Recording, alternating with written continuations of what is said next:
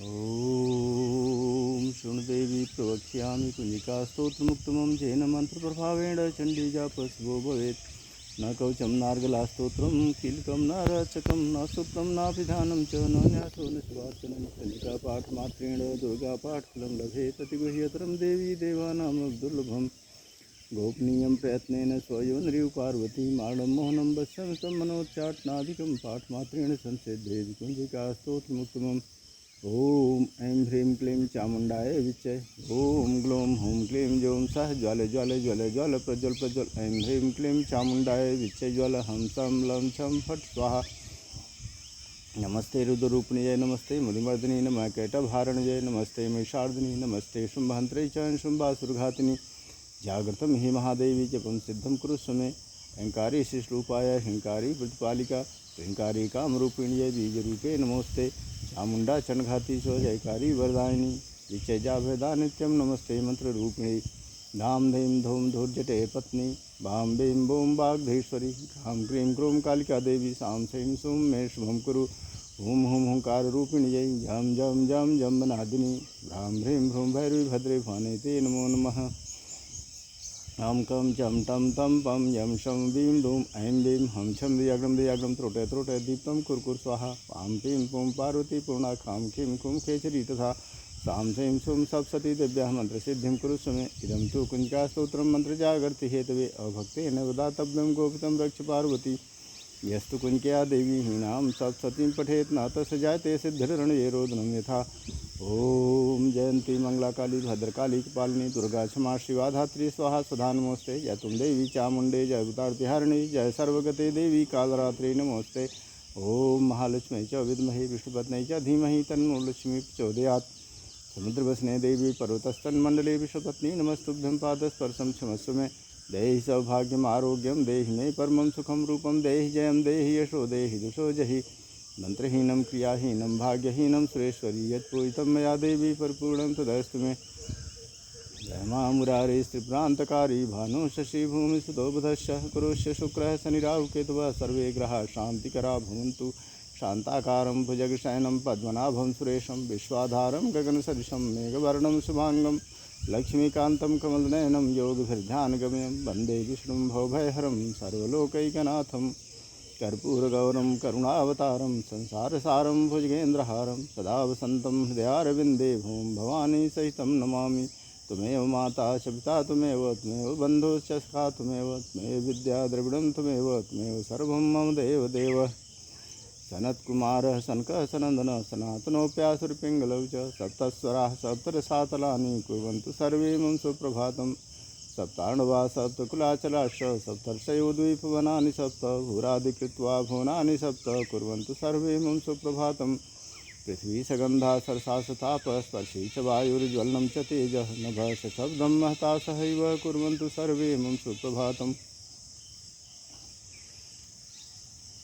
तेषामेवानुकम्पार्थम् अहम् अज्ञानजं तमः नास्यामि आत्मभावस्थो ज्ञानदीपेन भावस्तु स्वता। यथैधांसि समिधोऽग्निः भस्मसात् कुरुतेऽर्जुन ज्ञानाग्निः सर्वकर्माणि भस्मसात् कुरुते तथा। स्वयमेवात्मनात्मानं वेत्थ त्वं पुरुषोत्तम भूतभावन भूतेश देवदेव जगत्पते। ओम सच्चिदानन्दरूपाय पूर्वजाय नमोस्तुते ज्योतिर्मय स्वरूपाय सर्वहिताय नमो नमः। पंचभूतानि शरीराणि प्रकृतिः सूयते सर्वशः नमोस्तु योगेश्वर कृष्णः सर्वकारणकारणम्।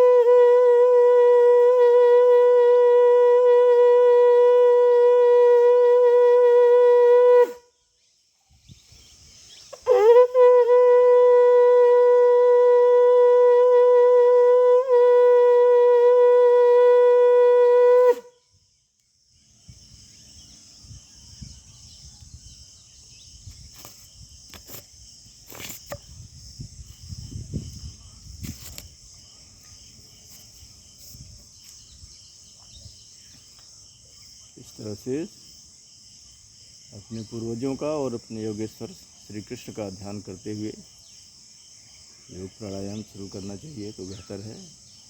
शंख बजाना, शंख बजाना भी फेफड़े के लिए, लंग्स के लिए एक एक्सरसाइज है। एक धार्मिक रिवाज तो है ही है, धार्मिक रिवाज के साथ साथ फेफड़ों के लिए, लंग्स के लिए it is one of the best exercise. सभी जितने हम लंग्स के लिए अभ्यास, व्यायाम, एक्सरसाइज करते हैं उसमें से एक अच्छा व्यायाम ये भी है। जितने अच्छे अच्छे एक्सरसाइज हैं उनमें एक अच्छा ये भी है। कल मैंने वीडियो में अष्टांग योग ध्यान का जिक्र किया था, उसमें अष्टांग योग ध्यान में मैंने यम का जिक्र किया था। अष्टांग योग में 8 अंग हैं, यम, नियम, आसन, प्राणायाम, प्रत्याहार। यम, नियम, आसन, प्राणायाम, प्रत्याहार, धारणा, ध्यान, समाधि, ये अष्टांग, ये 8 अंग हैं अष्टांग योग के। अष्टांग योग में मैंने यम के बारे में डिटेल किया था। अहिंसा, सत्य, अस्तेय, ब्रह्मचर्य, परिग्रह, यमा। इसी तरह से नियम में भी 5 अंग हैं। शौच, संतोष, तपः, स्वाध्याय, ईश्वर परिधानानि नियमा। शौच, संतोष, तप, स्वाध्याय, ईश्वर परिधान। एक एक करके इस पर आते हैं, विचार करते हैं। शौच माने शुद्धता। शौच का मतलब है शुद्धता, अपने शरीर को शुद्ध करना। मल त्याग वगैरह के निवृत्त हो करके, मल त्यागने को भी शौच कहते हैं, लेकिन शौच का मतलब संस्कृत में है शुद्धता। किसी भी प्रकार से मल त्याग करते हैं तो भी शरीर शुद्ध होता है। जो हम खाते पीते हैं, जो अपशिष्ट शेष बचता है, उसको हम मल के रूप में त्याग देते हैं तो शरीर शुद्ध हो जाता है। उसी तरह स्नान से शरीर शुद्ध होता है। अद्भिज्ञात्राणि शुद्धयन्ति, मनः सत्येन शुद्धति, विद्या तपोभाम भूतात्मा, बुद्धिर्ज्ञानेन शुद्धति। स्नान करने से शरीर का ऊपरी भाग शुद्ध होता है। मनः सत्येन, सत्य से मन की शुद्धि होती है। विद्या, तप से, विद्या और तप से आत्मा की शुद्धि होती है, प्राणियों की आत्मा की शुद्धि होती है। बुद्धिर्ज्ञानेन शुद्धति, और ज्ञान से बुद्धि की शुद्धि होती है।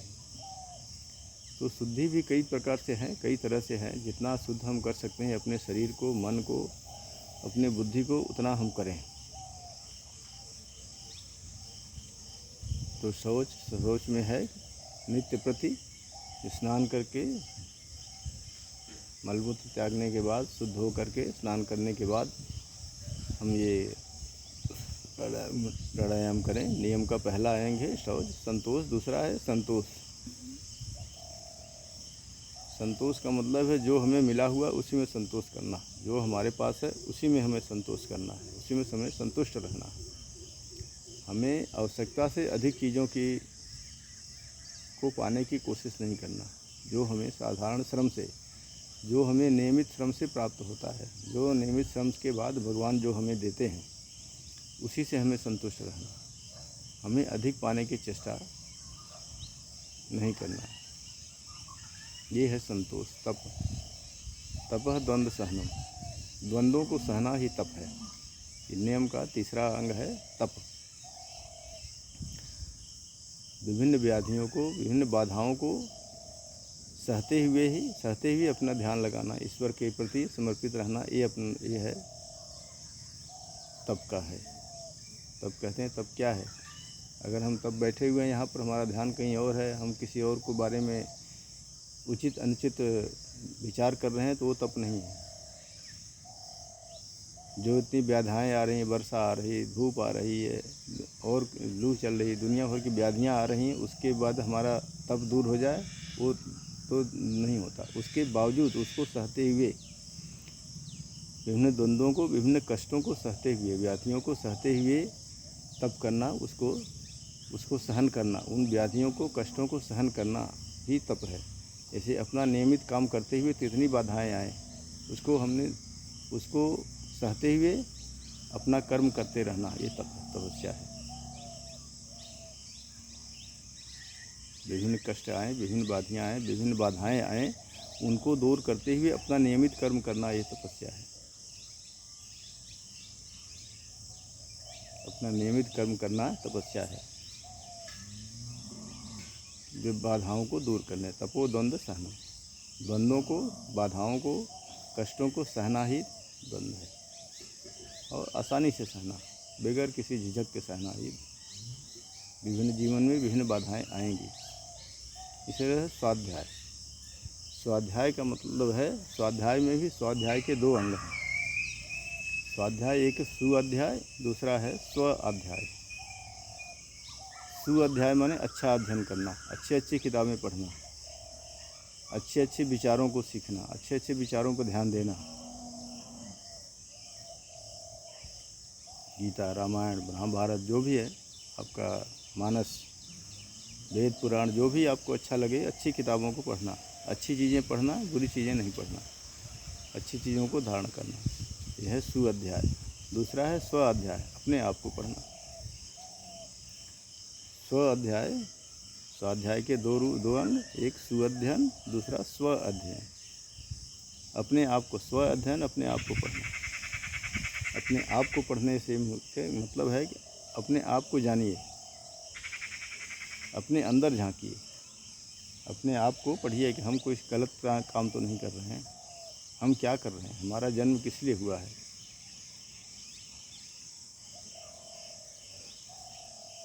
कुछ हम अपने लिए काम करें, कुछ परोपकार के लिए काम करें, कुछ जनहित के लिए काम करें।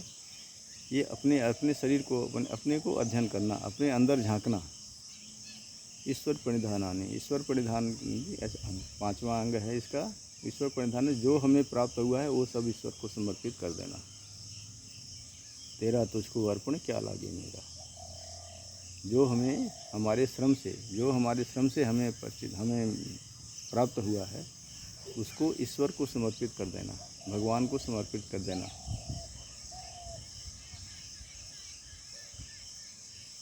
तो उसमें से भगवान को समर्पित करने के बाद जो हमें मिलता है, उसको प्रसाद के रूप में हमें खाना, तो उसको प्रसाद के रूप में हमें ग्रहण करना। जो भी हमें बनाया है, जो भी हमने प्राप्त हुआ है हमारे परिश्रम से, समाज, तो हमें सब कुछ ईश्वर को समर्पित है। मेरा कुछ भी नहीं है, सब कुछ, ये शरीर भी सब कुछ दिया हुआ भगवान का है। जो शरीर हमें प्राप्त हुआ वो भी ईश्वर को समर्पित कर देना। जो धन हमें प्राप्त हुआ, जो बुद्धि हमें ज्ञान प्राप्त हुआ है, वो सब ईश्वर को समर्पित है, ईश्वर को समर्पित है। तब ये ईश्वर यम के 5 अंग बताए, नियम के भी 5 अंग। इन अंगों का जितना पालन कर सकें उतना पालन करते हुए फिर इसके बाद आता है आसन प्राणायाम।